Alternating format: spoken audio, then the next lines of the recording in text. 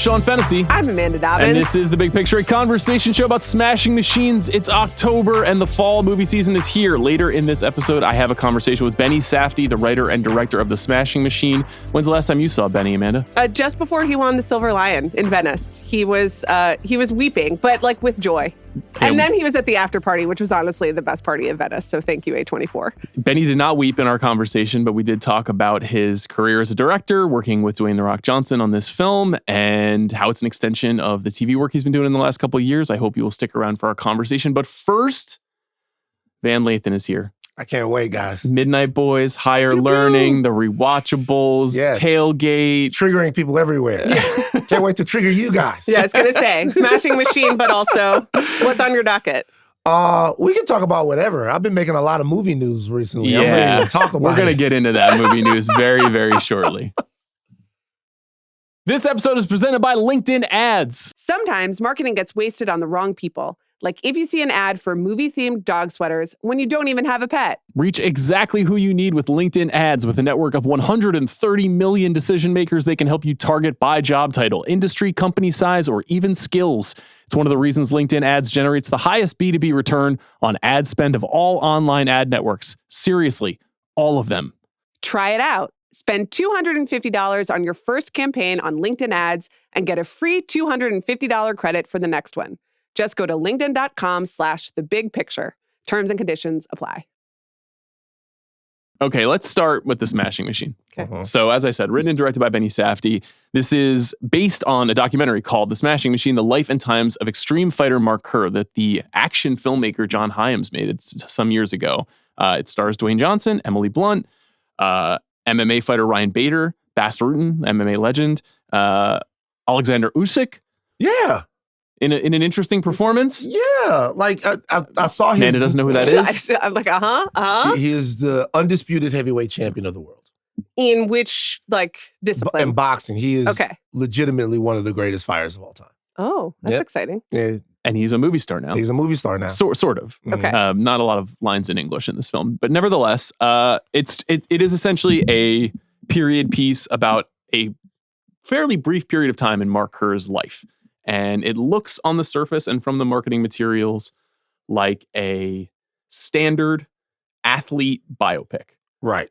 A triumphant story of someone overcoming incredible struggle to rise to the mountaintop of their sports profession. And that is not what the movie is ultimately, in my opinion. So I'll start with you, Van, because Amanda and I did get a chance to talk about this a little bit after Venice. What did you make of The Smashing Machine? So I was not at all familiar with the story of Mark Kerr, right? So I was waiting for, in this movie, a moment of pronounced high drama or violence or just something that made this story, something that told me why they were telling this story. Like this guy, honestly, this is gonna sound so bad. I throughout the whole movie, I thought that something violent and tragic was going to happen to Emily Blunt's character. Yes. Like throughout the entire film, to the point to where in the moment where she actually goes and grabs the gun, I'm like, oh my God, here it comes. And that got full gasps in my screen from me as well. That is like the highest stakes moment, and also the moment when the movie turns kind of what you expect on the audience. Absolutely. So the film becomes even more interesting to me that actually doesn't happen. The movie is actually just about a guy who is in a really violent, shady world, but is in some way has a regular temperament. My expectation of boxers and all of these guys is that they have some sort of extraordinarily resolved. How can I say this? There's always something that makes you want to hurt somebody, right? There's always something that makes you someone who can dole out that much punishment. And it comes from something that's like inherently broken inside of you. I know a lot of boxers, I know a lot of fighters. This is very one note. And that a lot of movies about fighters, if they're not exploring their great list like Ali or something like that, or kind of exploring the thing that made this person, parts of their personal life that were so broken that made them great in the ring, This movie is just exploring the frailty of this guy who happens to be a fighter. Mhm. And like all the twists and turns that happen to him as he's trying to deal with addiction, as he's trying to deal with a somewhat dysfunctional relationship, as he's trying to deal with this friendship that's very important, but also is putting him at cross purposes with someone he has to compete against. It's just kind of like a quick slice of life of this. And at the end, I was actually delighted by the movie, and I didn't think that I would be. I was like, just kind of a nice, regular guy that happens to beat people's face in for a living.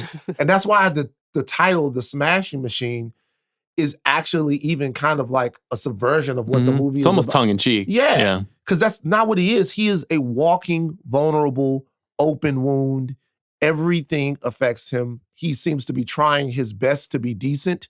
And I don't know, I was affected by the performance. I was affected by the movie. Not a perfect movie by any, like nothing happens.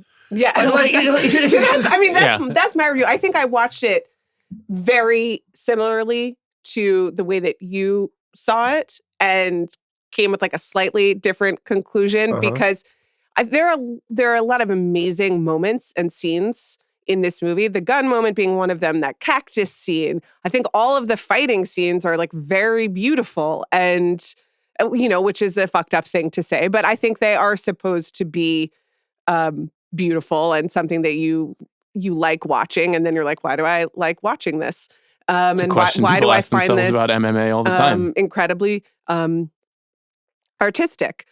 But it doesn't as a collection of moments, and I really liked it. But then, as it does not have a story, and then because I don't know a lot of boxers, I don't know a lot of MMA fighters. I don't really. You just had to explain to me who the heavyweight champion is. Right. So I think I am maybe not ultimately that invested in the slice of life. And then it does also a couple things that irk me, including I would just like to talk about Emily Blunt at some point and what she's doing with her career. Tough. But this was a tough one for her. But I've thought this is about my primary note of the movie. Yeah, as well. of course. But I've thought about that cactus scene like many, many times. It's really funny and revealing and sad, to your point, and like a great characterization of a person who is not just a nice guy. That he has that's like the best demonstration of his demons or whatever is going on inside him.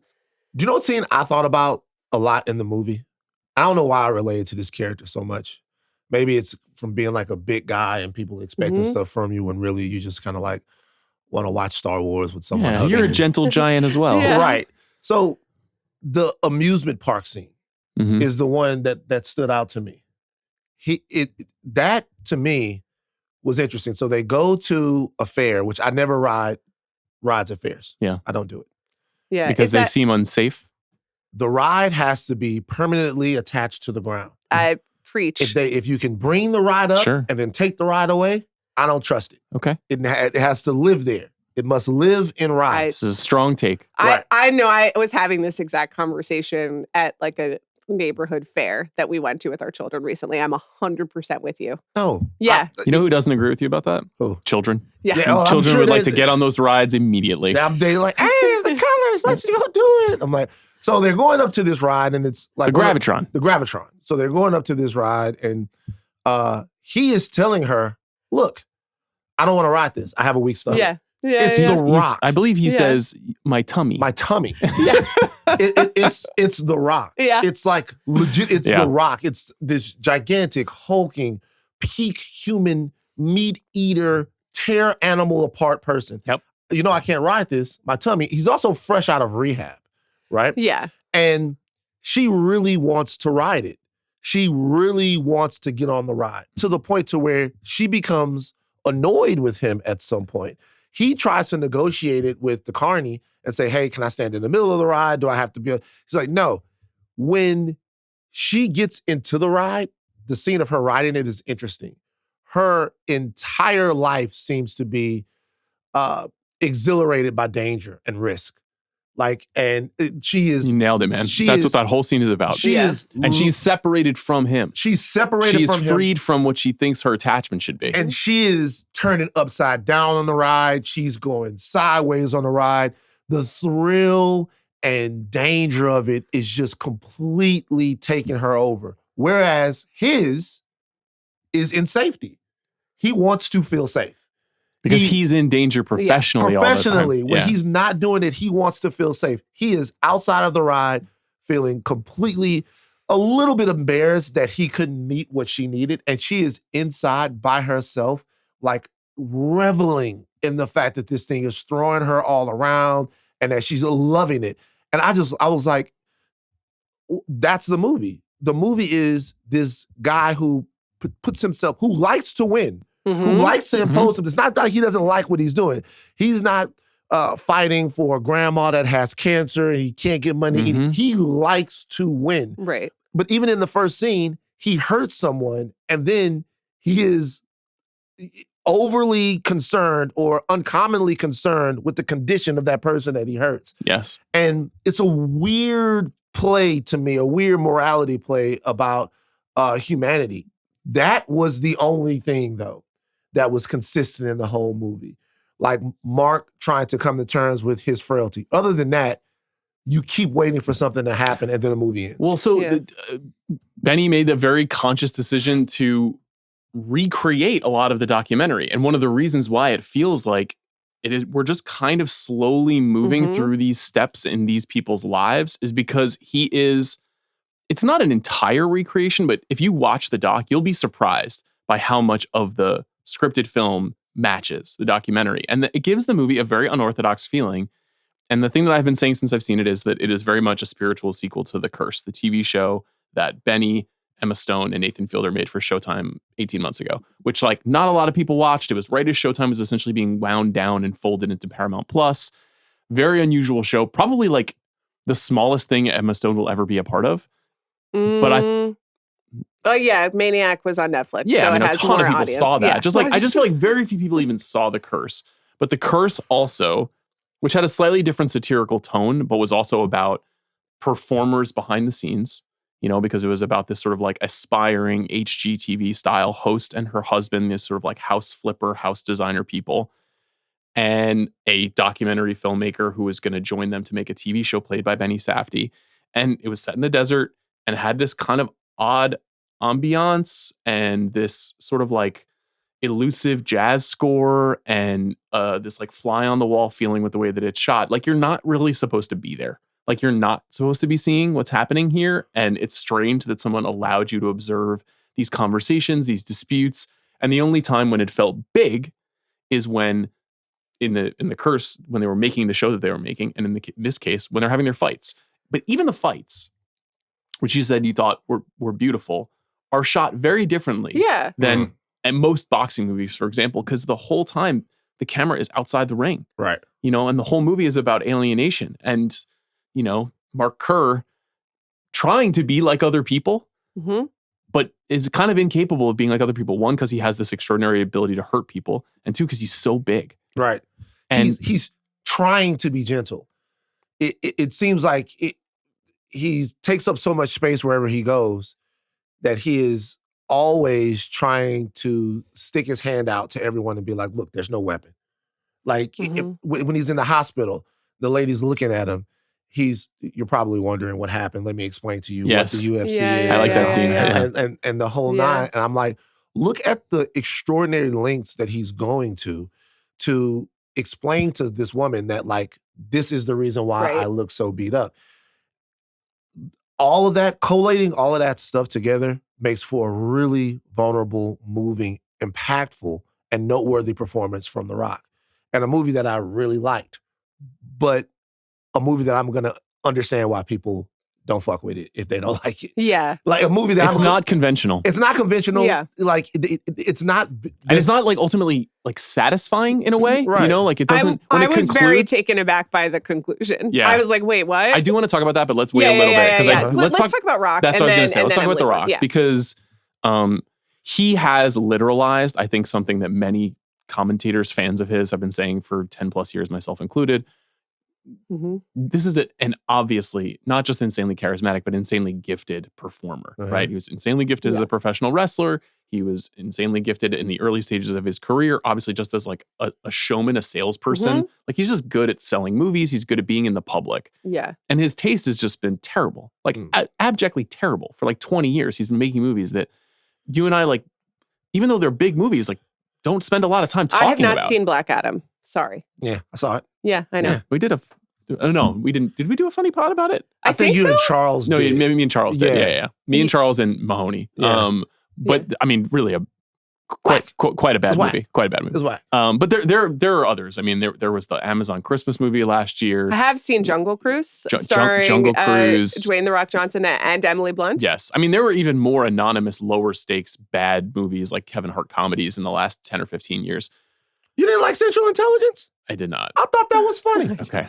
I mean, a lot of other people did too. That's the other thing, is that he's been very successful. So it's not that he's been making flops. He's been making big movies, but there is at least a part of me, call me a snob, whatever. I think he was capable of more. Yeah. And I know because he doesn't even like the Fast, 5 and 6 movies. Oh, so, man. You get to it. I don't. I mean, it's kind of like when you buy that, sometimes you buy a ticket to a movie and it's like making a deal with the devil. You go in there and you accept all the sin and you walk out, and the deal was that you got what you wanted, was watch the car fly through space. Sometimes you just got to watch the car. I didn't like it when they went to space, but I liked it when they dragged the safe through Rio. After a while, those movies become, what more silly shit can we do? And that's kind of what they've become. This is the thing about The Rock. In a lot of ways, what we're talking about is him thingifying himself as a performer, being a thing in a movie and not a person in a movie. Yes. The Rock is like a thing. It's an entity. It's a force of nature. It's not an actual person. Like you can't hurt The Rock. The Rock doesn't have emotions. I struggle to think of a movie where someone like him has taken a role that was this needed to display his capability. And how can I put it? This is the perfect role for him to change opinion about him, because he is gigantic. He doesn't lose. He didn't go machinist. He doesn't lose. Kind of has sense, but he kind of has sense. Yeah. He doesn't lose. He did show up in Venice, being like, oh, whatever. But I will say he's 53 years old playing a 25-year-old, right? And kind of credibly, like kind of pulling it off, right? But when you watch the movie, he does something I never thought could help it. He does something I didn't think he was capable of. He melts The Rock. The Rock melts. Yeah. The Rock melts into an actual character, an actual person. Like after a while, you're watching it, and obviously his voice sounds the same. He looks, but you feel like you're actually looking at The Rock play a character and commit to the dramatic energy of a character for an entire movie. Right. He doesn't smile his way through it. He doesn't quip his way through it. He doesn't flex his way through it. Yeah. He commits to that, and he melts The Rock and becomes Mark Kerr. And I did not know if that was possible for him at this time in his career because of how larger than life his persona is. It is also the casting and this choice of role are also playing with the idea of being The Rock. And so you're watching him work through these issues as Mark Kerr, and you're wondering, okay, so how much does this relate to who you are as The Rock? How much does this relate to who you are as a performer in other movies? Totally. Metatextual aspect what to are it. you bringing to this? Like you are thinking actively, or at least I was, of how are you thinking about the relationship between like Mark Kerr and The Rock, and what do I think? So let me try to add a layer to that, which I think, I'm sure some people know this, but one of the more interesting aspects of working on the Mr. McMahon documentary that we did with Netflix a couple of years ago is... What was that now? What'd you guys do? It was a long exploration of Vince McMahon. I didn't hear about it. Go ahead. I'll check it out. It's pretty good. Chris Smith directed. It's great if you haven't seen it. But so inside of this portrait of this guy is a portrait of all of the superstars that McMahon helped to shepherd and create. Yeah. And so in The Rock's story is really interesting because he is a wrestling nepo baby. His grandfather is High Chief Peter Maivia, who's one of the first wrestling stars. His father is Rocky Johnson, who's really one of the first major African-American wrestling stars. And so The Rock, after playing college football at Miami, hits the scene at WWF at the time, and internally they think he's going to be an instant star. They think he is going to like challenge to become the top guy in the company. And he flames out incredibly. In fact, the fans can smell the like him being forced on them, and they reject him. And they start chanting Rocky sucks every time he performs. And he gets like rejected. And he has to go away for a little while. And then they redefine his character and bring him back as a bad guy. And he becomes a big star by blending this kind of heel character that he develops with some heroic qualities. And then that dovetails with this moment in the late 90s and the 2000s where like anti-heroes are cool, bad guys are cool, and they're more fun to root for. And so The Rock is like this swaggering, fast-talking, arrogant showman. That's the character that he develops that makes him so famous. And it evolves over the years with him as a wrestler, but it's kind of the inversion, I think, of his movie career, where in his movie career, he kind of starts out being like, I'm the Scorpion King, I'm the biggest guy in the room, I'm a huge action star, I'm taking over the Fast franchise from Vin Diesel, I am the center of Hollywood. And over time, people are like, okay, like, it's the same old thing. And now he has to go like smaller, more sincere, more warm, more human in this movie to be accepted. And it's interesting, like, it must be strange to be The Rock, to be thinking about your own persona to the world in a way that is very unlike even the biggest celebrities in the universe because of the nature of how we've seen him over the last 30 years. Yeah, it's similar to the character. It's kind of about what you believe about yourself. The Rock has, his movie career, he starts off with, the Rundown, the Scorpion King, and then he does goes the Dwayne Johnson route for a while, and he tries to take on roles that challenge him a little bit more. He does some, I think he was in Southland Tales. He does a couple of different, more experimental movies where he's trying to test himself a little bit, and people don't fuck with it. Doesn't hit. Yeah. It doesn't work. Pain and Gain, that movie doesn't really take off, even though that's a good performance. Yeah, so, but he then, okay, you guys want The Rock? I'm going to give you The Rock. That's it. Like, you got, okay, cool, that's what you want, I'm going to give you The Rock. And he does that. Now the question is like, how long can this person who is such a gifted performer eat? But is also such a people pleaser, Totally. and really, and he's a professional wrestler. Yeah, well, and like his essence and his stardom and his understanding of himself.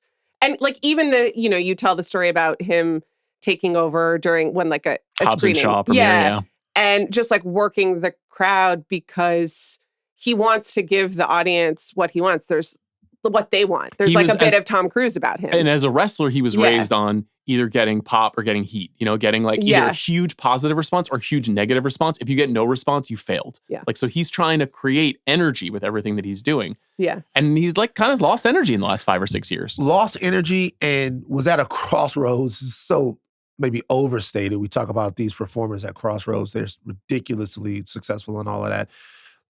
Whenever The Rock does an interview, he has to answer questions about whether or not he's going to try to become the president. So that's... I think he brought that on himself. Probably. Did, yeah. That's the level of star that he's at. Yeah. But... And the level of like politician. Like he is in retail politics. My husband interviewed him for GQ. That and like he remembered every person in our family's name. Like he remembered details about us off of like 2 seconds. Like he was like working it. You know what I mean? Like he has that. There's a reason he became who he is. Exactly. Yeah. I just want to say something about that joint right there. Yeah. To all the Hollywood stars that are listening to this exploding podcast with all the most famous people, the I Remember Your Name game, we're hip to it now. We're hip to it. But I still appreciate it. I don't. Oh. The more human thing is to demonstrate that you don't that you're an actual person. What was your name again? Make eye contact when you ask again. Yeah. We were talking, but like now the story. You always say one thing on a podcast whenever I'm with you, where I'm like, you pulled that out of my head. Now the thing is, when I've been at a couple of tables where somebody has come around and they've like, hey, you did this and you did this and you did. I'm like, yeah, I'm Van. Yeah, like you was like, yeah, I know, You're the guy from CNN. Yeah. Shut up. I know you know. It's now you come off like a swarmy David Copperfield type of illusionist when you do it now. I'm going the other Amanda, way. it's wonderful to see you again. How are your children? How are your Knocks children inside. going? Yeah, that's literally what he did. It's amazing. How was your credit score? You were telling me it's about what, a 778? I'm going the other way on this. I mean, like, never be a creep, but I've had too many preschool parents being like, wait, who are you again? And calling my son Max for like the third time. I'm like, get the fuck out of here. And then they like, come on, have some social skills. Okay, I get it. But I was at a thing one time. It's like, who the fuck are you, other preschool mom? Somebody was coming around. Calling me mama because you can't remember my name? Just like a double fault? Like, get out of here. Well, see, okay, we different lots. So somebody's come around and I'm like, yo, can we just sit down and do the thing? I don't need you to do the thing where you know who all of us and our life stories. But that's what they do. That is a thing. And he is the king of it. Yeah, he has made that his brand. There's somebody else who's the real king. Okay.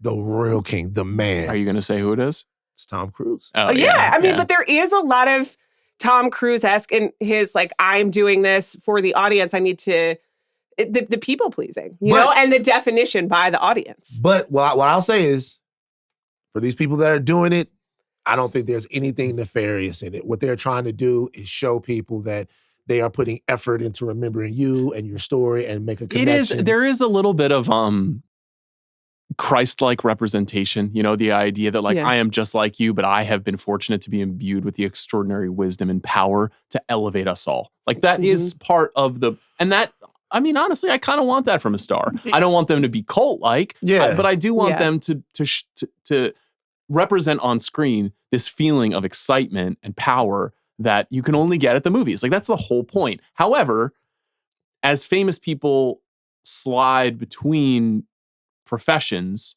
away from movies and into other spaces, and when there was that moment when it was like, would The Rock actually run for president? I think a lot of people got really queasy because it just feels like this continuation of something that's been happening in American politics. And so that power can be misused. Of course. And and also he has like no political stances or opinions whatsoever. So. Right. It's kind of like what you don't want at a time when things are so fraught. But in getting back to this movie, what you think is that perception of someone as a celebrity, when they get to that point, that it will negatively insulate any emotional attachment that you could have to them in any way as a performer. Like that Tom Cruise is perpetually Maverick or Ethan Hunt. And now we're going to see if, you know, he's got some stuff. Can he get outside of it? Can he get outside of it? And with The Rock, because there hasn't been a performance that you could lean back on and go, wow, that guy was fucking amazing in that. There are some performances that are good, right? But where he was, you almost don't expect that he could do what he did in the movie. Now, I'm not saying in the movie that you guys are about to sit down and watch Laurence Olivier, Denzel Washington, or no, but he captures the character. He gets into something. Did you feel like he got it? Yeah, I did. But what I was going to say, he also has the ability that Tom Cruise does, like, to be Dwayne "The Rock" Johnson in a movie is like a commodity that I want to see in movies as well. You know, like that kind of movie star presence, even if it's like as Maui or whatever, that's who he is in Moana. In Moana, I mean, a great performance, just a voice performance, but that is a great performance. But there is that kind of like ringleader movie star holding the center of the frame thing. That like a power that he has that not everyone has. And he's trying to obviously shrink it down in this movie, trying to be quieter, trying to clip his speech in a way, trying to be this like calm, deliberate person that you were describing in the beginning of our conversation. I think it's really, really successful. I think it is the reason to see the movie, in my opinion. The challenge with the movie for me is Emily Blunt. Obviously, I think her being in this movie helps a movie like this get made. She's also close friends with The Rock. Yeah, they're cool. They're pals. And because of that, you could see why they wanted this to be a partnership. To me, the entire approach that Benny takes as a filmmaker is a little bit undermined by the presence of Emily Blunt, who's a very famous actress who looks just like herself and is not really changing that much. She's not transforming in the movie. She's wearing prosthetic breasts. But okay, I didn't pick up on that. Yeah, I was just kind of I was along for the ride. You were appreciating. I didn't. She looks gorgeous in the movie. How dare you look for a negative. That's right. And what was a couple of positives. You know what? We need to honor the artisans, including the hair and makeup people. Yes. They changed his face and they changed her honor the breasts. artisans, honor the breasts. That's what they say and at the campaign time. The breasts are also, she looks like herself, but she is playing against her type, Yes. you know? And you told me that what she's playing is very close to the documentary, but she is playing, you know, like we Americans have associations with her as like a posh lady with a British accent. And a little trashier. She's a little trashier person. Yeah. And she's styled as such. And then she's also just cast again as like the shrewish wife. The nagging wife. And that is fucking depressing for someone who is so talented and smart and funny and doesn't ever get to do that anymore. And to go back to the scene that you were talking about earlier with the gun, like it actually doesn't pay off in dramatic terms. Not at all. If you were going to take that part, you'd say, okay, you know, there's something really rote about this, right? We've seen this a bunch of times. We've seen you do this a couple of times already. But if you become You meant Emily Blunt, not me, because you did just like, I was like, if you, Amanda, will do this again. Wow. No, we've seen Emily Blunt do this before. She got criticized by some for Oppenheimer, her work. It's boring. She's great. Let her do great things. Okay, wow. That sucks. You wanted her to cook Bring in the towels or whatever the fuck. The sheets. Great. Who gives a shit? How dare you? I don't like my baby. Like, okay. Big mad. She's really talented. Give her shit to do. Give her real shit to do. I saw 2 one-note female performances this past weekend. Oh. We're going to get there. Okay. I'm saving space for that. Right. But this one was... You're referring to Kristen Wiig and Gabby's Dollhouse, of course. This one was particularly like, after a while, I was like, all right, man. She's going to be a drag in every single scene. Yeah. She's not going to remember how he likes his smoothies. She's not going, in every single scene, she's going to make it about her. There's one really good scene with her, which is when he asks her to take a photo of him and Usyk together, where you see that she is outside. Right. His perception of this stage of his life. But even that scene I thought was really, really smart. And it is an invention. It's not in the documentary. But like I was like, maybe this movie could have been even more invented because that was a scene with an idea. And there's even conflict in that scene, right? Because the conflict in that scene is whether or not she's being irrational for not wanting to take a picture of a bunch of guys that are fighting buddies, or whether or not he's being insensitive for not understanding that she feels alienated from being outside of a bubble that he is in all the time. Right. So when you step away from that scene, it's not clear who the asshole in that scene is. And that's kind of the thing that the movie does with them back and forth. It doesn't give you a real idea of who the asshole is until you get to a point to where she is clearly the asshole, and it doesn't seem like that character actually earned that. Yeah. It seems like it comes out of nowhere over and over and over again with no good motivation, only to be an emotional cog in the propelling his character forward. And that's kind of dehumanizing and one note and not very well thought out. And unresolved at the end too. Yeah. You know, it very kind of like it comes back in the prologue text thing. Yes. So to me, the reason to see the movie is for Dwayne Johnson. And I think it's very successful in that respect. I think part of the challenge with the Blunt character is that you don't feel like you're slipping inside of Mark Kerr's life in this surveillance style because Emily Blunt is on screen and you're like, that's Emily Blunt. And she's not disappearing. But anytime that there's a major fight sequence, anytime when there are quiet moments with Mark Kerr, I thought specifically him having to negotiate for his fee from the Japanese promoters. The scene where he is trying to get painkillers. All of that stuff. That stuff is really good. They're just giving out the Advil like candy. Because remember now, he is a fucking... that's another thing from the direction. I haven't really talked about that. You keep waiting for him to be like, give me my fucking money. Flip the table over. Or I'm going to rip your goddamn head off. Yes. And he never does it. Yep. And the movie is able, in a Safdie type of way, the movie is able to continuously build your tension and your deal, but it never does it. And so there's this emotional manipulation that happens where you keep getting up and keep getting up and keep getting up, and then you settle into what you're watching, and it makes for a really interesting emotional film-going experience But every single scene where there are a couple of scenes where he does like he does rip a door off his hinges. Right, yeah. But you keep thinking it's going to a different place. But like it's just a profile, almost in a documentary way, of this guy. Yep. And the guy is complex. Where he's talking to his friend and he's in the hospital and he's trying to make it like things are okay.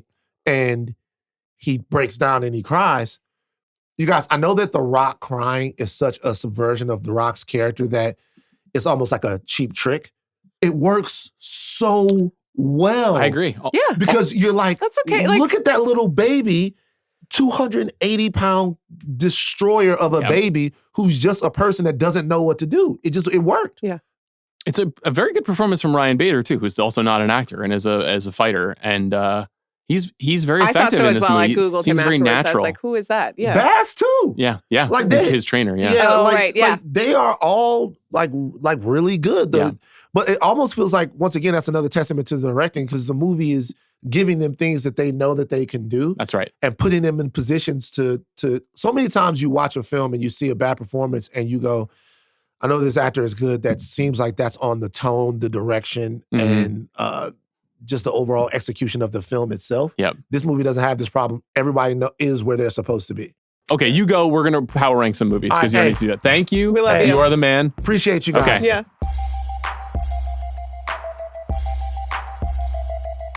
Best Picture power rankings. Okay, let's do it. We have to dive into it because I'm getting real close to having seen everything. There's a handful of outliers here, but yeah, this has got to be the earliest I have felt like I see the board in some time. Okay. Let's just do last month's rankings, because it was 1 month ago that you were still in Venice and I had just returned from Telluride. We did these rankings that night. Yes. Yeah. When you were podcasting 3 drinks in and you were beaming. You couldn't have been happier. It was like 1.5, but it was 6 drinks. And you did great. You were very cogent. Thank you. So number 10 was Jay Kelly. Yeah. Which just had its premiere at the New York Film Festival. Yes, it did. Number 9 was Wicked for Good, a film we still have not seen. Yeah. Number 8 was Sinners. Yes. Number 7 was One Battle After Another, which we had not seen. I think we saw it a few days later. Number 6 was It Was Just an Accident. Number 5 was No Other Choice. Number 4 is Marty Supreme, which we still have not seen. Number 3 is House of Dynamite. But is reportedly 3 hours long. Yes. Okay. Yes. Number 2 is Hamnet. Yeah. And number 1 was Sentimental Value. Right. Now, I would say this has changed pretty dramatically. I would agree. You've seen some things. I have now seen No Other Choice. Yes. I've now seen House of Dynamite. I have not seen Marty Supreme yet. I have not seen Avatar Fire and Ash yet. I have not seen Rental Family, which premiered to pretty soft. Right. You're going down into our our honorable mentions. Right. Yes. I have not seen Sentimental Value. That's next week after New York. I have not seen It Was Just an Accident. And I have not seen Wicked for Good because they have not shown it to us yet. Yes. Haven't seen Train Dreams. Haven't seen the Springsteen. Neither of us have seen Is This Thing On? I think I will see it next week. Okay. And then the last thing that I just saw this week was The Testament to Van Lee. Yeah. Which was just picked up by Searchlight. We did it. Searchlight. I just read, and someone can correct me if this is wrong, but I believe 6 of the last 8 Best Actress winners have come from Searchlight films, which is crazy because Amanda Seyfried's going to run in Best Actress. Now, I don't think anybody's beaten Jessie Buckley for Hamnet, but Searchlight, after the relatively soft reception of Rental Family and the unknown of Is This Thing On, may not have a Oscar movie. So Testament of Van Lee, which I thought was very cool. Yeah. And will be really exciting to talk about on the show because of the wildness of it. Yeah. Is an interesting late entrant. Yassi Salek really wants to come on. Yes, she should do the episode with us. Yeah. Yeah, that'll be great. I would love to have It was her Yassi favorite for movie, that. I think, that she saw. A very at Venice. Yassi-coded movie, Yeah. if ever there was one. So that's fun that's there. I don't know that that's a Best Picture contender. I think it's a contender in other categories. Yeah, performances. Yeah, but maybe it's, music. You could see the I hope Daniel so. Blumberg score. There's some Yeah. original songs that are composed there. So we will see about that. But I don't know if I feel totally comfortable with that. The one thing I'm going to say is I do think we can kind of pretty comfortably start with One Battle After Another at number 1. That doesn't... You do? I do. Okay. I don't think that Right means now, it's going to sure. win. I just Yeah. mean today.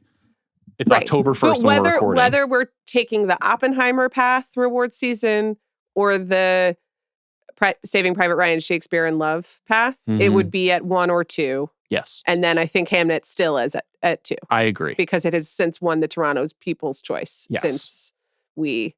and I have now seen Hamnet. I had not seen it the last time I did this. And we will have a vigorous Hamnet conversation in November when the film is released. After that, yeah. I mean, I still have strong feelings for Sentimental Value. I will say it did not hit as hard over the fall season as festival season as I expected. Right. When I saw it, I was like, wow, this is a real wow. I think it's not gonna steamroll or anything, but it's gonna have a really a glide path. But to that the just Oscars. means that it didn't hit at Toronto. Right. Because it was not at Venice. Right. So because Venice doesn't have any of the Cannes festivals. And what's going on at Toronto is its own journey. It is its own journey. Is it, let me just throw this out there for you. Is it possible that Sinners is number 3 right now? That was some of the biggest feedback that we have gotten from this list and even from our One Battle conversation, which is like Sinners is such a huge movie this year that it should be much higher on your lists.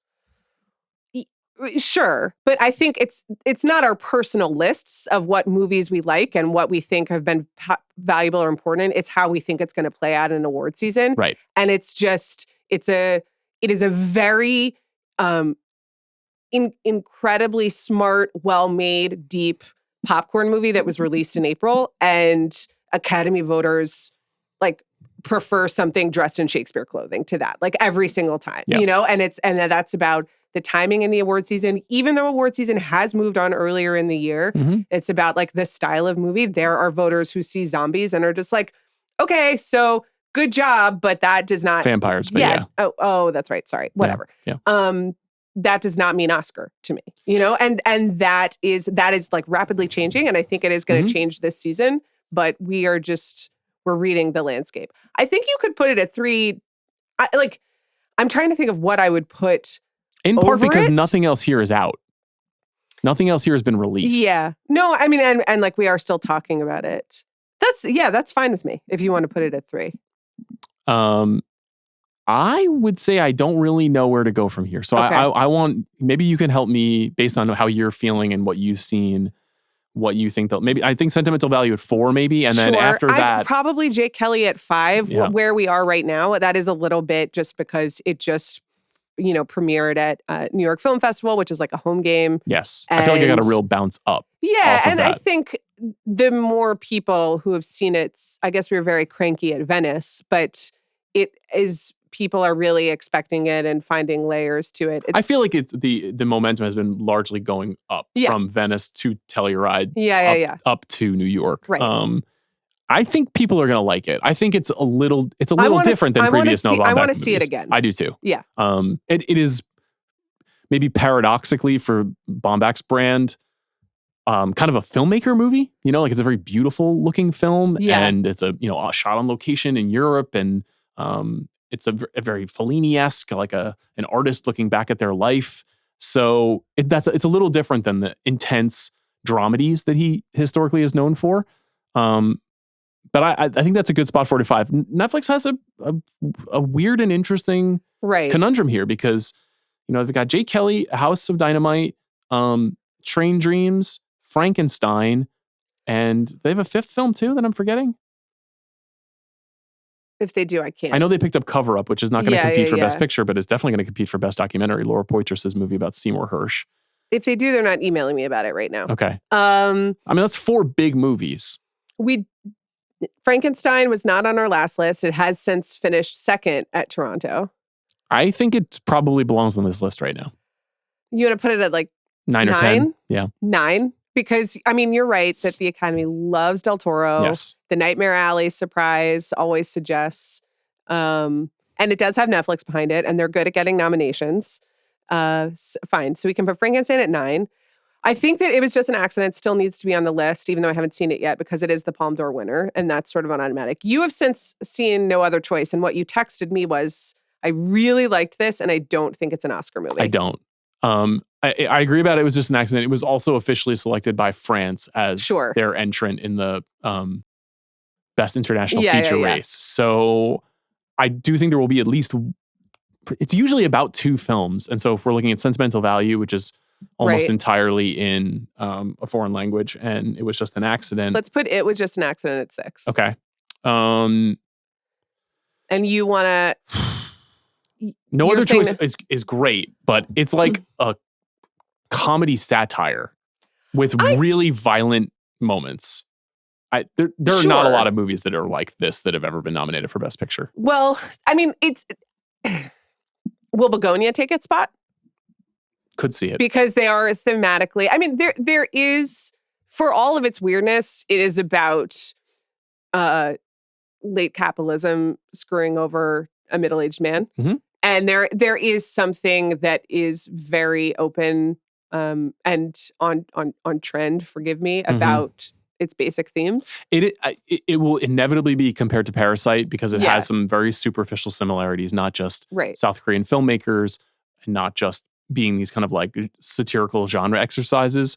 But Parasite is very crowd pleasing. No Other Choice is a little bit more of a like, wow, we are circling the drain of life, even though there's like some warmth to it, like the decisions that are made. Also a movie great. very... I really, really like it's very this movie. good. Yeah. Another movie that reminded me a lot of Eddington Yeah. too, which we'll talk about when that movie comes out. And I think No Other Choice is not coming out until Christmas. So I would take No Other Choice off for now. Okay. So we added Frankenstein in. What do you think about Wicked for Good right now? Not knowing anything. Because we have been writing it in ink for 12 months.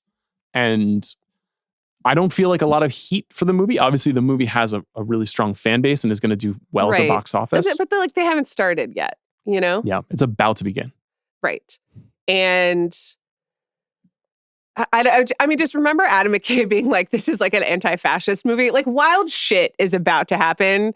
And you and I are like very much on the outside of whatever's going on there. And we try to be upfront about that. Like, we're just bewildered, but like, you never know. So you could, but I think we should still put it on there. I think it would be silly not to. Wicked for Good at 10. Okay. How are you feeling about Marty Supreme? I feel like we're about to have a little boomlet of Marty Supreme interest. You think a little? I think there will be like... I just mean heading into the fall. Oh, yeah. I think there's going to be... No, I mean, I'm definitely... People are going to start to see it. I'm excited about it. It's not out for another 3 months. I know. And the late Christmas release and the late... the almost 3-hour runtime, and it's not going to be done, no festivals. It's like... I know we all want to be Marty, but like, you don't want to like cast yourself in that mold if you can't deliver the goods. It's a risk. Yeah. It's a risk. So, but I mean, the Timothy Chalamet of it all does seem to me like... On the Sting rewatchables, we had this conversation about The First Call. Yeah. And I was curious for your opinion about this because Bill was we were talking about who was the first call in the 70s when Redford was rising in the early 70s, and he became sort of, him and probably Clint Eastwood were the two single biggest stars at that time. McQueen was there, Paul Newman was there, Burt Reynolds was there. There were a lot of big, Nicholson, there were big stars. But this idea that like maybe Redford was the first guy you would call if you were going to make a movie that needed a white guy. Yeah. And now, who's the first call? And well, it was Leo or Chalamet. And I can't remember who was on whose side. I was on Leo's side. Yeah. Bill was suggesting Chalamet. Yeah. Now they're not really comparable. But you did, I noticed in the conversation, you're like, Leo is the only person who could open movies. And I was just like, Dune 2, Wonka, like those are all franchise movies. Well, listen. When Marty Supreme makes $100 million, I will change my tune. I'm not Bill, so don't make that face at me. Okay, we are just having a conversation. You are my podcast partner, and we quibble as a point of the show. But sometimes, like your nostrils start flaring, and you like get really mad because I'm challenging you and I'm pointing out a flaw in your argument. I was so composed with Van, was I not? Yeah, you were. But I'm just saying, we're just having a discussion. We are. I think. I mean, Leo just doesn't make movies that much anymore. So I think Timmy is maybe just like more practically available. They are also, I think, like I have, my thing for a while now has been that Timmy is the new Leo. So it's just a generational divide. Yeah. Like, do you need Leo age or do you need Timmy age? You can't really compare them because they're two different generations. I think the Chalamet test is about to happen. It's going to be Marty Supreme, and then it's going to be this crime. It's going to be then Dune 3, which is going to do well. And then it's going to be this crime drama that he's making with James Mangold for Paramount. Though I think those are his next 3 movies. And Marty Supreme and the crime drama, That's a Leo test. Yeah. Leo in his prime opened those movies. Those movies always made $100 to $300 million. In his prime was a very, very different movie going landscape. But if a movie makes $42 million, then he can't open a movie. Well, no, but then nobody can open a movie. Like, by that metric, Leo can't open a movie because he didn't open one battle after another. No, but one battle's going to make over $100 million. Well, I'm saying, like, I think Marty Supreme is really interesting in this respect. It is a genuine test. No one is taking Leo from you, okay? I'm not saying that they are. We are aging, and we need to embrace but that. Like, Matt Damon can open a movie. Like, there's still people who can open movies. No, he can't really. I think Matt Damon can open a movie. Okay.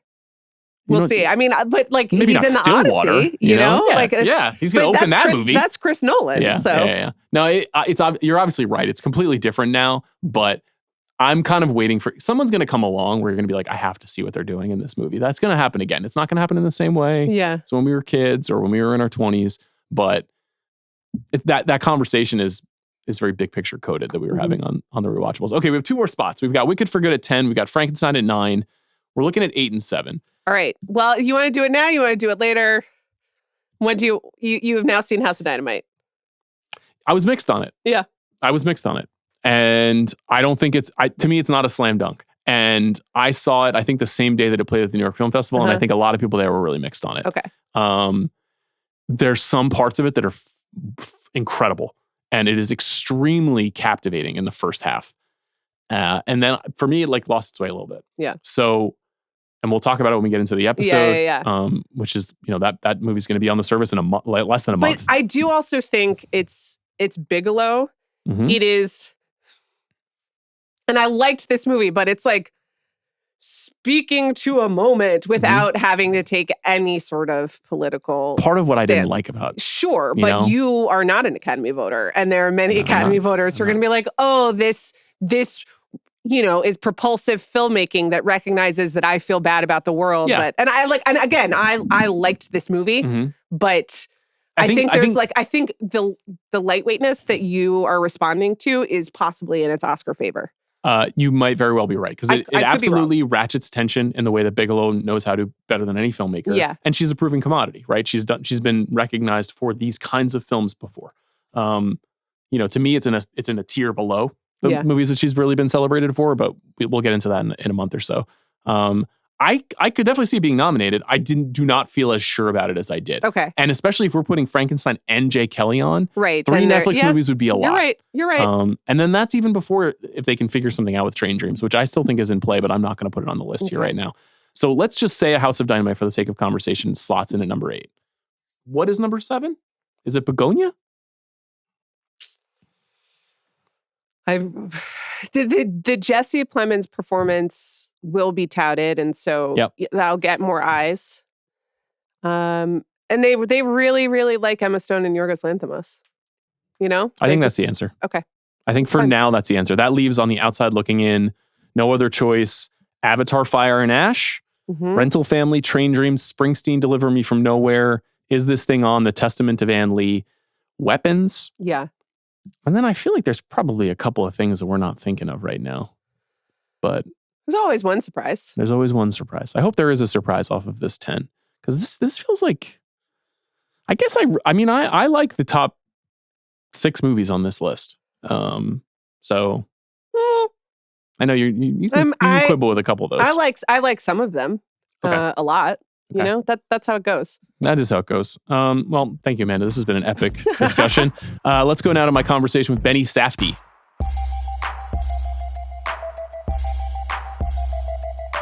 Benny Safdie is back on the show. What's up, Benny? Welcome.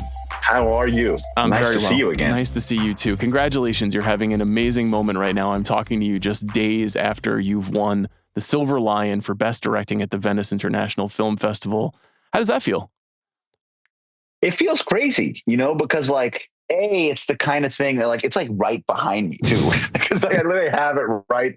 They give you this bag, but it was just it's something I never in a million years thought would ever possibly happen, just because you see pictures, that's the picture that you see of these big directors holding it up and you're like, oh my God, that's cool. But it seems so far and impossible.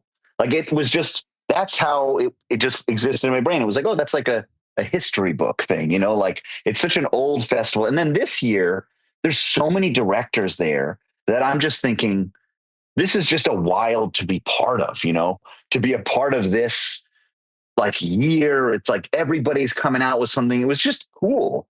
And so when that happened, I was just like, really? It was like, oh my God, that's crazy, you know? I was very happy And to for get it you. from Alexander Payne and everybody there, I was just like, this is wild, man. It's a pretty sick honor. Let's go back to the beginning of this project in particular, because I don't know a whole lot about how you became aware of Mark Kerr and even what your relationship is to MMA. I don't know if we've ever talked about any of that stuff. So how did this story first get on your radar?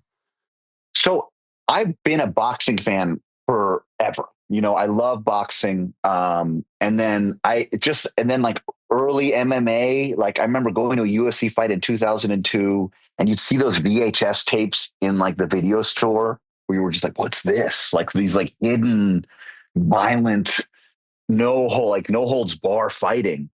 And so like, it was always like this thing that I was intrigued by, just the competition of it. And just, it was, and I love fight movies. There's so many, like Requiem for a Heavyweight, Fat City, The Harder They Fall, Rocky 3, Rocky, you know, like there are these amazing, they just do something to me. And I love how I feel when I watch them. Raging Bull, you know, like they tell the stories about lives through these fighters, and that's exciting. And so Dwayne came to us in like 2019 saying like, hey, here's this documentary. I really want to make this into a movie. And I just instantly was like, okay. And I watched this thing and I'm like, this is insane that this is what he wants to do. That this guy, I had never heard of Mark Kerr at that point. And I'm watching this and I'm like, this guy is the most soft-spoken, eloquent, smashing monster I've ever seen in my life. He can go in there and beat the crap out of somebody and then be like, you know, it was just what happened. You know, he's so calm about it. And I would then watching interviews about him, like he would say like, you know, I can't really tell you why I do it. And he was just so honest. And there was something so vulnerable about him that I thought, this is a really cinematic character. You know, here you have this guy who is so big and so strong and yet so vulnerable and so willing to talk about his feelings and his emotions and why he's complicated, you know, and why he may not understand things. And I got why Dwayne wanted to do it. And I fell in love with Mark, and I just kind of felt really connected to him in a way where, like, I've been in situations where I've had to, you know, like in my, like, just like life where, you know, like you have to put on a different face for the world, you know, you have to go to a premiere and whatever happened before doesn't matter. You have to present. And I'm like, I know that feeling. Dwayne knows that feeling. And clearly Mark knows that feeling. And it's just also this idea that like, not everybody knows what the hell is going on in your head at any moment. And if you are aware of that fact, then maybe you'll be a little bit nicer. You know, I've had to remind myself of that, you know, just walking around the world, you know, especially in the city. You know, I would be on the phone dealing with something and some guy would give me a dirty look. And I just looked and I said, you don't know what I'm dealing with, man. And it was just like, it just kind of shuts down the conversation. But so he gets in touch, and it was just kind of like, this is wild, you know? And it was just, there were conversations happening, and then COVID hits, and then it just kind of faded away. And I never stopped thinking about it. I had screen grabs from the documentary on my phone from 2020, and I would always look at it, and I would watch the thing over and over again. And I just really felt a deep connection to Mark in a way that I can't really verbalize. I just really wanted to explore what it felt like to be him, because at times I felt like I was him in certain ways, you know.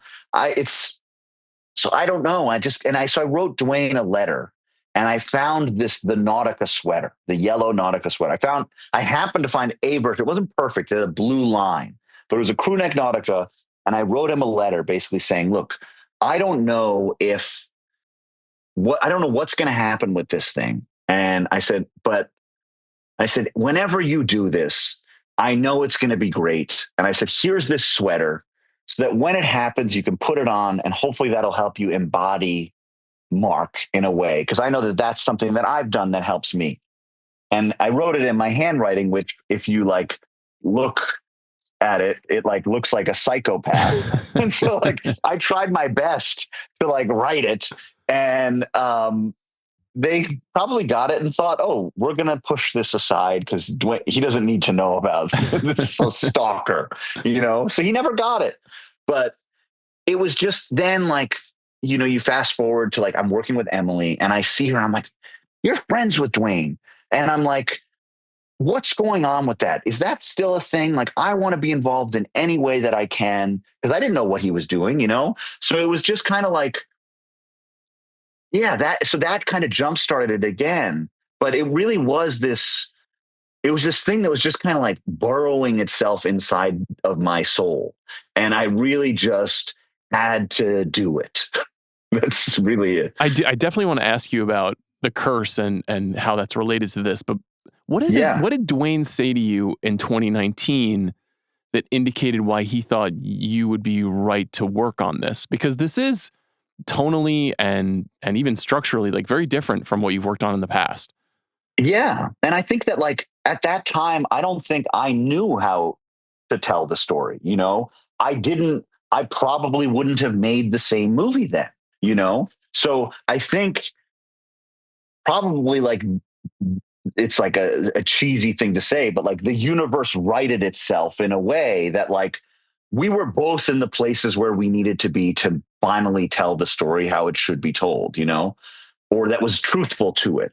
So it wasn't necessarily something he said. It was just the fact that he wanted to explore it. And I just saw it in his eyes.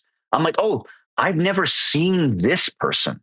I saw Dwayne like the performer and like the big personality, charismatic, everybody loves him. But now I'm hearing a guy talk about something with such eloquent, soft-spoken, internal ideas. And I'm just like, this is a different guy, I'm like, and I don't think people have seen that side of him. And so the other thing is like, there's things that he does in this movie that like, you can't act those things if you haven't felt it at some point in your life. Like, that's what that's all I wanted it to do was be realistic in its feeling, that like, oh, he really felt that stuff, So he obviously was a professional wrestler, but not a participant in combat sports. And it is very, very different. And as you said, like there are tons of boxing movies, but there are not a lot of combat sports movies. And so like, what is how do you guys figure out the cinematic language, the way to figure out how to shoot those fights? Because it's fairly new. Yes. Well, that's the thing is like, I think that like with boxing, because it's so choreographable, you can do that in like, okay, there's punch, there's feints, there's all this stuff that you can do that really lends itself to the medium.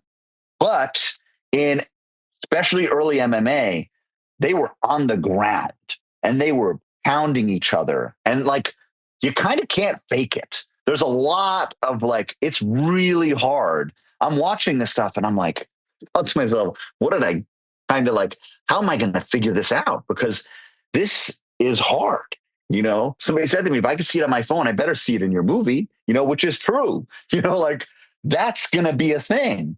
So I'm like, how do I do this? And I remember just like, I would have the fights playing in the background while I was writing and doing stuff with the sound off. And I thought, that's it. All of a sudden, it was like, I had the glasses from They Live and I saw it. I was like, oh my God, that's how to do it. Never go in the ring. Shoot it not like a slightly like a pay-per-view, but like I said to Maceo Bishop, the cinematographer, we have third tier passes. They don't want us to be there. We got to fight our way to get the best place for our viewers, So we're telling all the background, don't move out of our way. If anything, move in front of us and he'll push you away. So Maceo's running camera and pushing people aside and trying to get the best shot. And so it really was like, that was a very important part of it. And I think that element of like trying to get around people, was something that I wanted you to feel watching it. Because the other thing is I thought like, okay, if I wanted it to kind of be like a time travel. I really wanted the essence and feeling of that time to come across. So a lot of the pacing, that's part of that, And so specifically with the fights too, I realized if there was a camera in the ring, you would see the camera, just like if it was really happening. So the moment you cut to a shot in the ring, it knocks you out of the believability of the whole thing because that's just physically not possible, So there was a lot of times where I wanted to get a certain shot and I stopped myself because I was like, I can't. But what I can do is I can use all of the ropes. I could use the people. I could use the photographers to hide stuff so that like I could do all this stuff in camera. So like when you're going to get a better shot, the camera comes down and comes back around to see the fighter throw the punch, but it's really stacking it so they don't have to punch the guy in the face. But it looks like he's getting hit, because how that motion kind of tricks your brain into that, And so that part of it was like really helpful because I realized I remember there was a day I would shoot the fights beforehand. Greg Rementer was the stunt coordinator. So we watched all these fights religiously and we wanted them to be as real to what actually happened as possible, but they were really long. Some of them were like 35 minutes. So we had to condense them into these like punk rock songs, almost like, cause that's kind of how it feels. Some of these fights last, they're fast, they're over, neck crank, done, boom. And so when we were shooting them, I would go downstairs and we had like in our office downstairs, we had a boxing ring with the 4 ropes and he would show me the fights with the stunt performers. And then Maceo and I would film it and I had like a whole side, I had like sections where we broke it up into sections and we shot the fights chronologically because like that made sense. Cause then I also realized like when somebody gets cut in a fight, it just happens. So you'll see fight, punch, blood. And then so shooting it chronologically meant, okay, at section 5, we add the blood cut on the eye because that's after the punch. So there were all these things that we were like kind of using to our advantage. And we would shoot the fights. I would then go and edit them to see how they played out, how long they were. And then that also allowed me to be more efficient because these guys are going to be in there throwing each other on the ground and really physically exhausting themselves. Dwayne did get punched at one point in the movie, and it's very clear that he's getting hit. And that one was important, and he said to the guy, like, you got to just hit me. And this is a professional fighter, like double, triple black belt. And he's like, I'm not going to do it. He goes, you have to. And then Boz was like, just hit him he's the Rock, hit him in the head. He's like, wait, let's go 70, 80%, But so that idea of like, okay, I love that challenge of trying to figure out how to do this in a way that maybe hadn't been done before, because like, I know the tradition of these movies and I wanted to just see if I could like give a little fraction of a new thing, Yeah. But it was also important because I wanted it to feel different. I wanted it to feel like, oh, wow, we have the best seat in the house to this really crazy period of this sport because they were doing things that was wild, like capoeira versus like giant wrestlers. Like what's going to happen there? It's funny though, because like for me watching it, I intellectualized it immediately and was like, oh, well, this is different from a boxing movie because it's a testament to how we can't actually get close to these guys. That yes. Like in a boxing movie, you're in a fighter's hip pocket and you're feeling their experience and, Raging Bull is so POV the whole time you're experiencing the film. But this is like, we're kind of at a distance from Mark, like he's vulnerable, but he's living a very strange life that's kind of hard to penetrate. Like, I don't know are you thinking about it in that way too?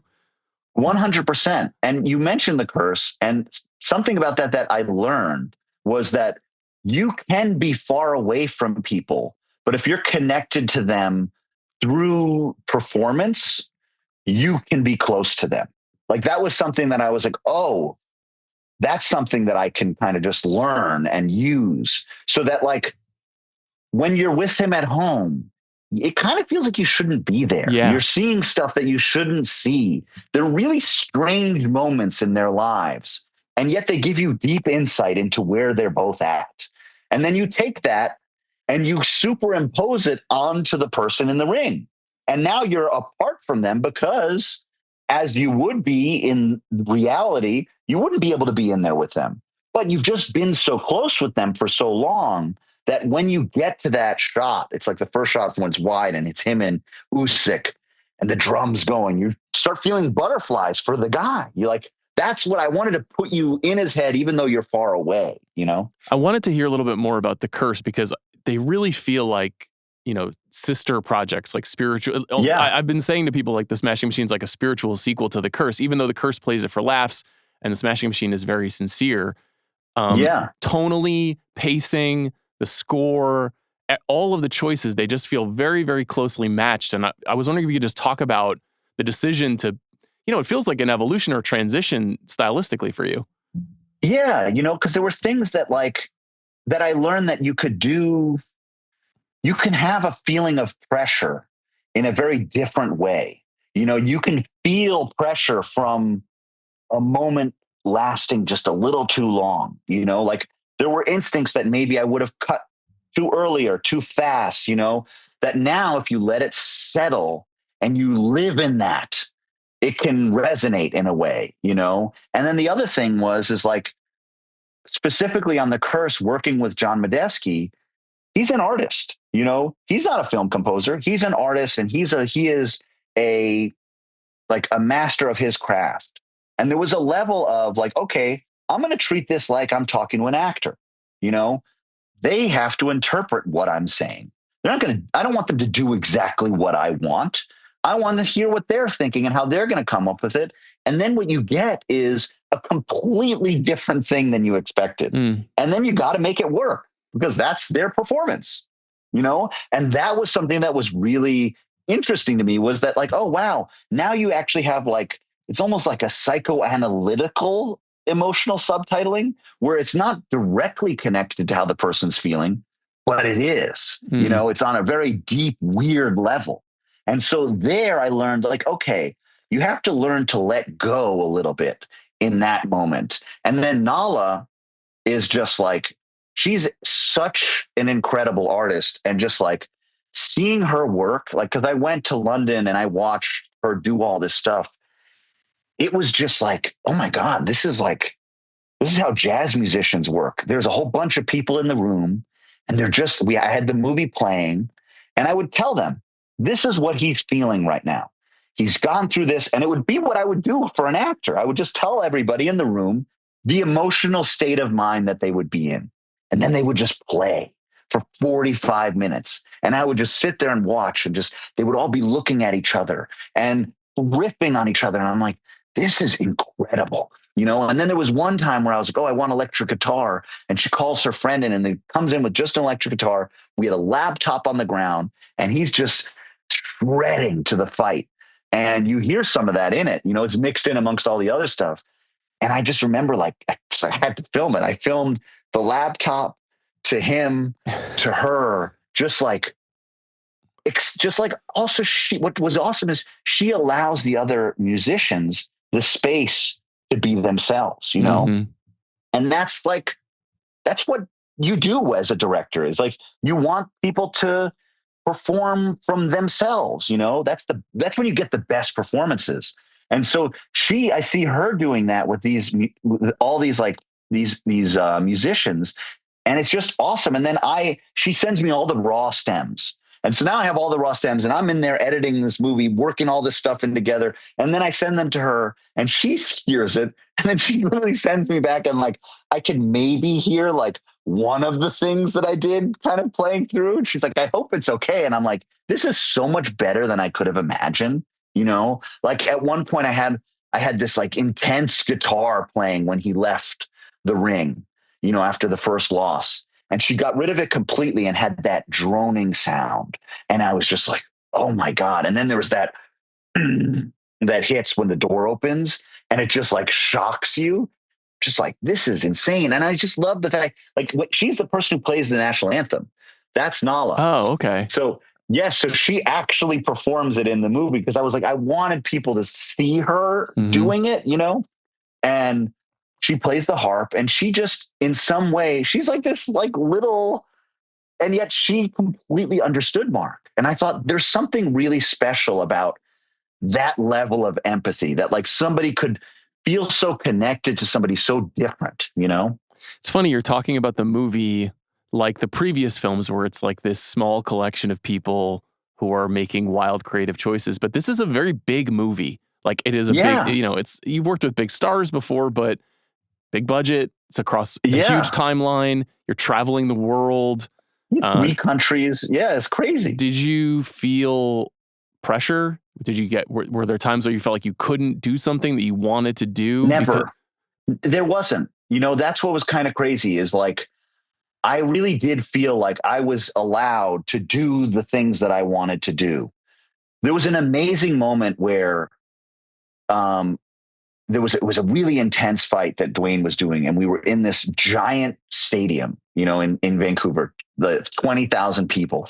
And we had our 400 extras. And it was amazing because they never are allowed to talk or do anything. And I'm having them cheer their heads off and scream. So they're having the best time. So it's got an amazing environment. It has a real fight vibe to it. And it was just us, just the crew, And I remember Dwayne looked around. He's like, oh my God, it's just us. I go, yeah, isn't that awesome? And it's funny because like, I've had that experience on Oppenheimer where I'm like, what the hell? How is this possible? Where you could have a movie this large and yet you're all just in a room figuring it out.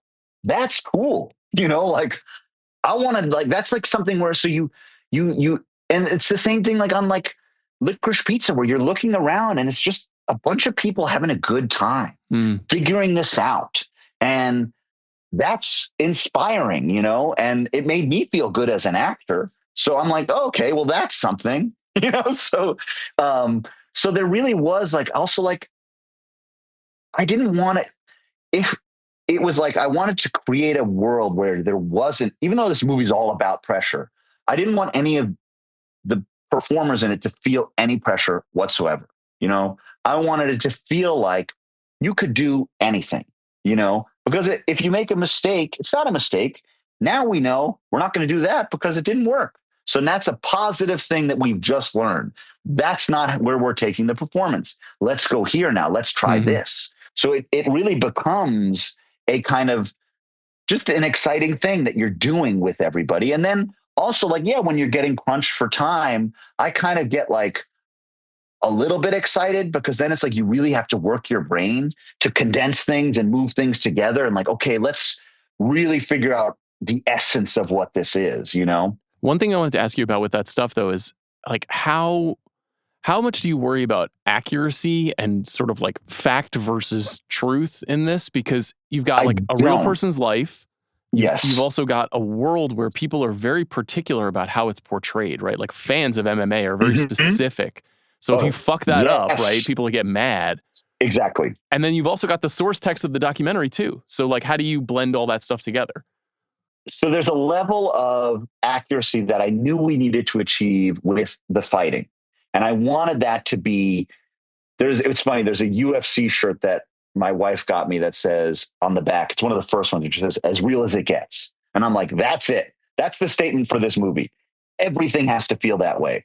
And so for the fights, we were religiously accurate to how they played out. And I wanted to show them in a way that felt like if a fighter watched that, they would go, that's it. And it fucking hurts. Like that's exactly what it's like, because I'm not changing how these fights happen for the benefit of a movie. I'm not slowing it down. I'm trying to just keep up with how they're doing it. And I approached it with like a respect and a care and a love that I hope comes across to them, that like I wanted to do respect to the sport because like it's a huge thing, and from where it came, it's like these guys built this foundation and now look at it. It's crazy, And so I really did put a lot of care into that. But then like there's a certain level of like, there's certain things that didn't actually happen, Dawn wasn't in the room for that moment with Igor, but I thought I should put her in the room because that's what she's feeling. Herzog calls it the ecstatic truth. And I agree with that, that you have to do things that change what actually happened, but they're truthful to what it felt like, So here, she wasn't in there. She didn't take the picture, but I thought it's a full representation of how she felt. That here's a guy who I just tried to relate to on a really deep emotional level, and he brushed me off. And now he's turning to the guy who just destroyed him and made him feel like the lowest possible person in the world. And he's loving him and giving him a hug and laughing. And then he asks me to take a picture. How sad is that? And I was just like, that is probably what Dawn felt like, on the outside. And so that's an example, and then also like, I only got like glimpses into like what happened in their lives, but like I pulled Dwayne and Emily into a room and I was like, let's all just talk about the times where we've had fights with our significant others and we felt really embarrassed about the things we said to each other. And it made us feel gross and disgusting. And we all just, myself included, we just said it. And I was like, okay, now we can go and do some of this stuff without being self-conscious, because some of the stuff they say is mean, and I think a lot of it is like to portray a relationship like that. It only works if you feel the people care about each other, because then otherwise it's just yelling. But if you feel hurt behind it, do you read that in one of your little fucking books? You're like, oh, she was just trying to relate to you. Like, I can't believe you just said that. That's insane, So it's like, and I felt bad writing some of the things like just because you got your shit together for 21 days doesn't make you any better than me. I felt that before. I feel bad that I felt that before. But I'm like, you know what? I'm sure other people have thought that too. So I'm going to put that in there, Maybe it's not the right thing to say, but it's truthful, So that's where it's like, and I said to Mark, and I had lots of conversations with him, and Emily spoke to Dawn endlessly, basically saying, look, we want to be truthful too, because they're alive and they're doing okay. And the last thing I wanted was this movie to just kind of upend and destroy themselves. They're like where they are and how hard they've worked to get there. But I didn't want to pull any punches, for lack of a better analogy. I wanted to show it as being true. So to do that, I just basically said, you just have to trust me. My first conversation with Mark was, I'm going to tell you everything that happened in my life from the day I was born to where I am now and the crazy shit that I've been through that nobody knows. I'm going to tell you and I'm going to trust you with that information so you can trust me with this movie, Where'd you learn that trick? That's a smart one. I have no idea. I don't know. I just decided that it was in the moment. I'm like, you know what? I'm going for it. It's just like, so it was just, and probably from like lots of therapy, I've been in like just doing that. And then at the same time, it's just like, it just felt right, and fair. That's where it came down. It felt fair, I think I said to him, I said, I'm going to be doing this. So it's only fair that this stuff, And I think at that point, like I said, I'm going to do things that are going to make people feel the things that happen to you. So it wasn't Coleman in there, but Coleman coming to the hospital and being the one shows that like the brotherhood and love amongst you guys is so strong and so beautiful. Like that's what I want to show there. And also the fact that like Dawn and Coleman could have that like interaction with each other that's really uncomfortable, but then they give each other a really like warm embrace when they're dealing with somebody they love in pain, And so I really wanted to just explore those feelings. And in a lot of ways I was like, oh, maybe feelings can be plot too, like that can kind of push you through that. Like if you really are connected to somebody emotionally, everything goes out the window, I've always been fascinated by Dwayne. I was a huge fan of his in the 90s. Obviously, I've spent the last 15 years talking about movies. and I always wanted more from him. I've said it many times on this show. And I know he's been talking about this, and I know we talked about this at the festival publicly at the press conference, but I could not for the life of me, having watched him be so creative and on his feet so creative, the choices that he was making. And so I'm fascinated from your perspective what you think was really going on with him, why he was trying to make some of these changes. I just think that like at some point it's hard to hold back your feelings all the time. It is, you know? And so I could just sense that like he was ready to burst, you know, in that way. And I think he realized I got to release this pressure valve and express some of this stuff that I'm feeling, you know? And again, it comes down to like just trust that like we trusted each other to do this. Like there's things that I'm exploring through this, you know, and I'm like the things that like I've said, you know, I feel bad that I've said like that like, yes, I've said before, yes, it is nice, but it's not nice because you're making me say no all the time. I'm like, I feel bad that I've said that, you know, and it's just like, but I'm like, I'm going to put that in there. And so it's just like, and Dwayne's delivering that line with the perfect, he would say to me like, what am I looking at when I cut the cactus? Why am I stepping back and looking at it? And I said to him, you're looking to see if you can live with the scar that now exists on the bottom of this thing that you love. And instantly he got it. And he gets back and he looks at it. And then I was like, oh, wouldn't it be amazing if she misinterprets that as that he really cares about the cactus and thinks he would be a good father. And then there's that weird miscommunication that happens, you know? So that's my favorite scene in the movie, by the way. Yeah. It's the best scene. It was so hard to like get that balance, you know, but wanted to look like the road runner. It's like, and it's just so funny because like all I had was just a knife and him cutting a plant. It was just like, all right, where did that come from?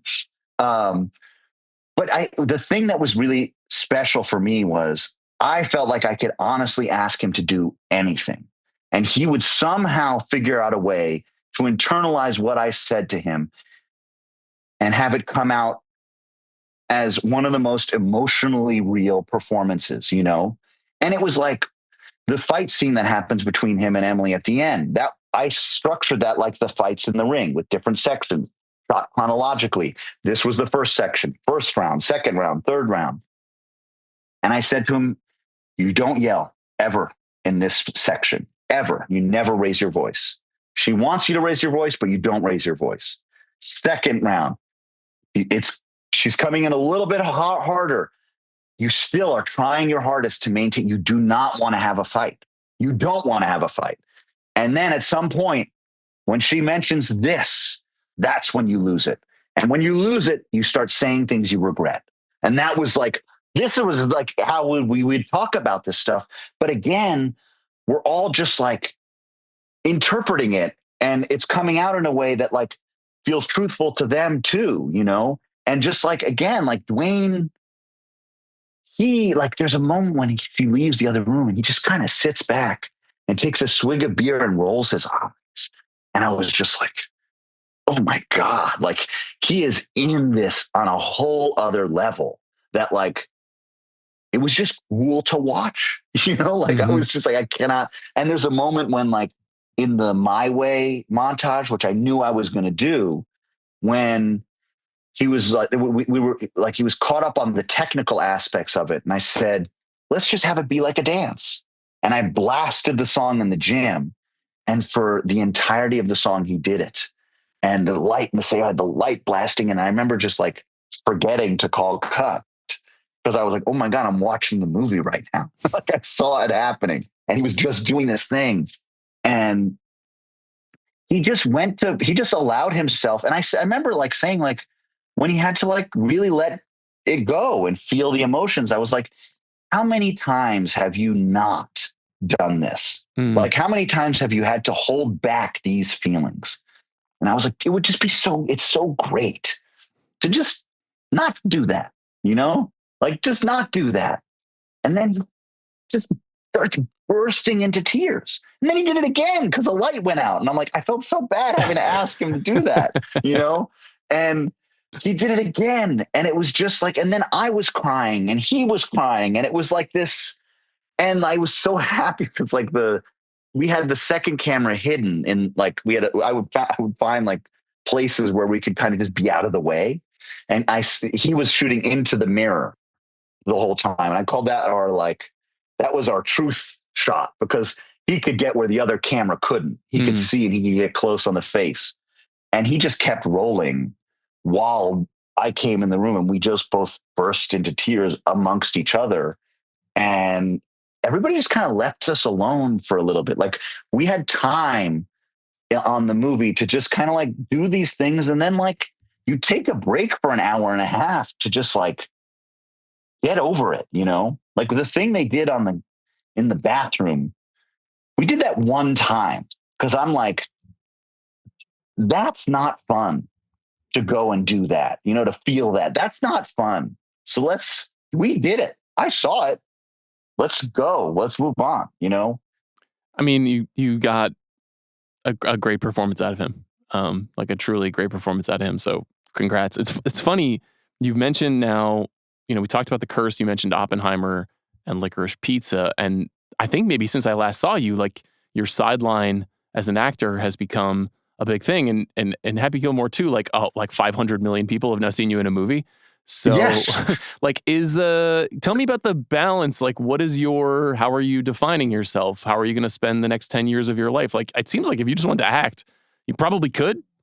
Yeah, no, that is true, but I think that like, what I'm like realizing is like, whatever excites me to do is what I'm going to do.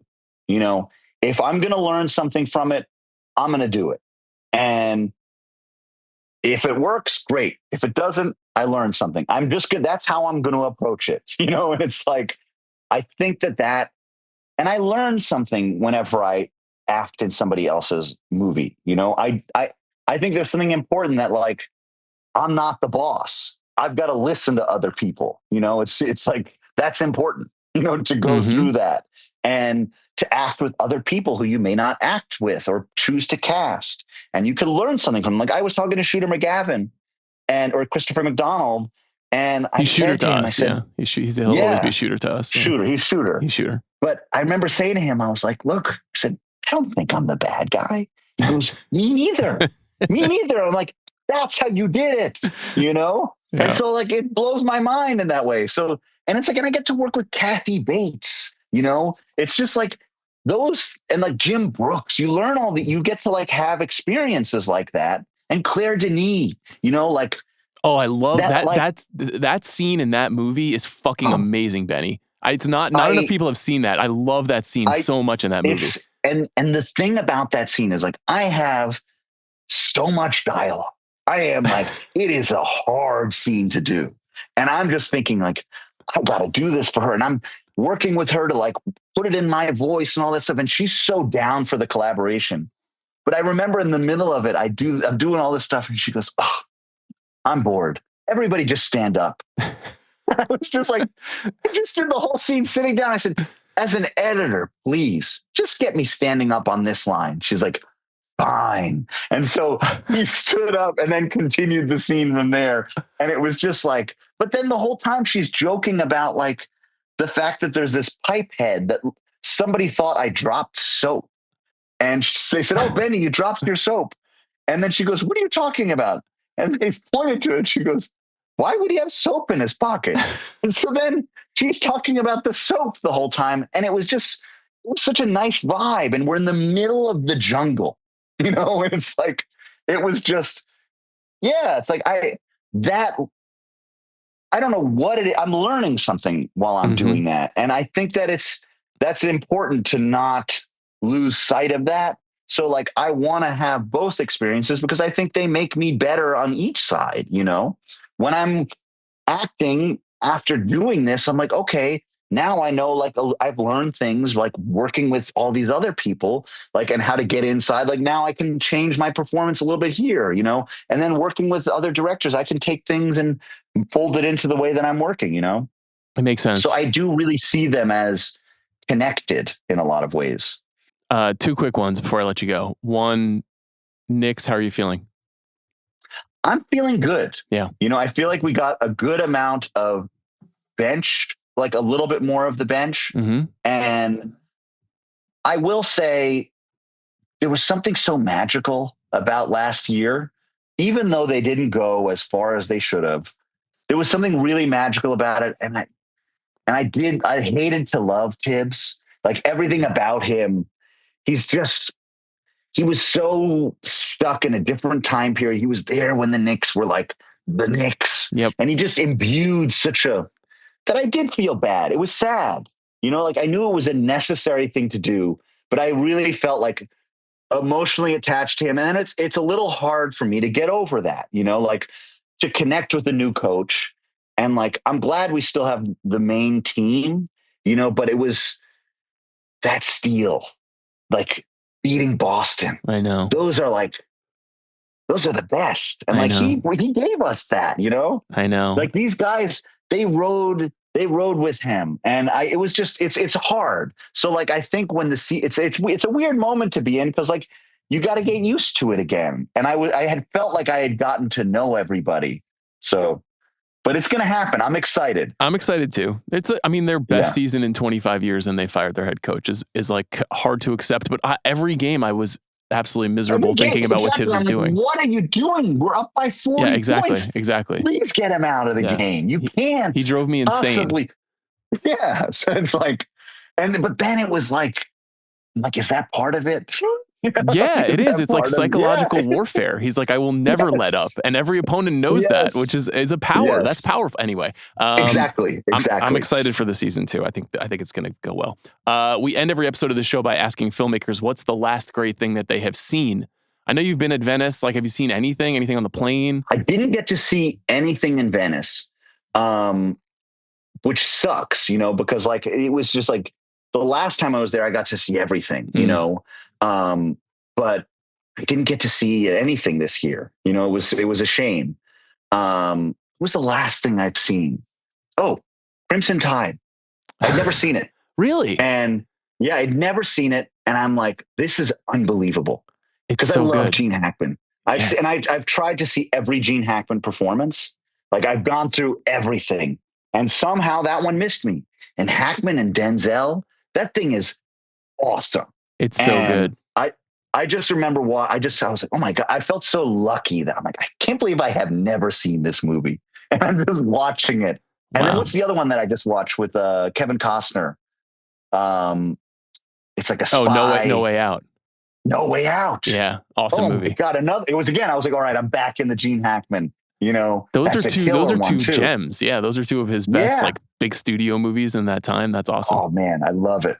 All right, Benny, congrats. I'm glad you reminded me of that. Yeah, man. Okay, thanks so much. Thanks for doing the show, and I wish you well with the movie. Like make more movies is my only other thing. Like I know acting is cool, but please direct more movies. Okay. Oh, I'm going. My next one, I'm really excited for Lizard Music. Oh yeah, I was reading about this. Yes. I'm just so excited. Are you holding that title?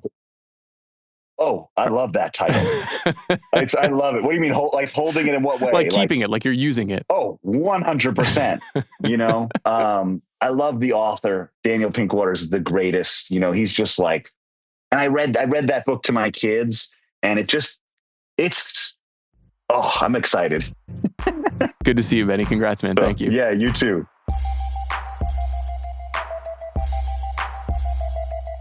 Thanks to Benny. Thanks to Van for a spirited appearance here on the show. Mm-hmm. Amanda, thank you for your work. Next time I see you, it will be in New York City. That's right. We are going to New York City. Can I just say right now to all of the people following up on our mailbag episode, we're at capacity for Sharon submissions, and I'm recording this on Wednesday. Okay. So I'm going to try to get back to as many. This has been like a very lovely experiment. If I don't get back to you, we see you. We love you. Yes. I don't love you, but we see you. Good luck out there. Yeah, but please, this is going up on a Friday. It's too late. Okay. The deadline is closed. Okay. Well, we will see you in New York City. Thanks to our producer, Jack Sanders, for his work on this episode. See you in New York.